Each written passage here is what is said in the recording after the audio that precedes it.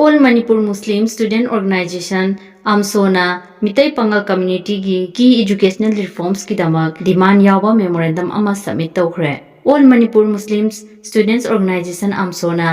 Department of University and Higher Education gi Commissioner da tongan ba Meitei Pangal Community gi welfare amadi education advancement gi points sing yawa memorandum ama organization asigi president na lead tawduna submit tawkhre haire. Memorandum aduda maru aina ahanbada higher education da Meitei Pangal gi reservation policies fazana implement tawbiba ani subada hojik chatnariba OBC Meitei Pangal gi reservation 4% adu 8% da enhance tawbiba ahum subada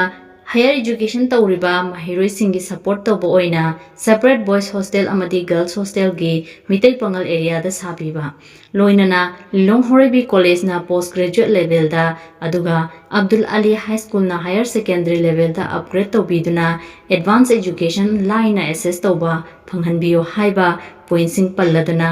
government na proposal asibu kupna khanna biduna athubada necessary step lokhatlaga community asigi educational development da mityang changbinaba cherol asina makha tarakle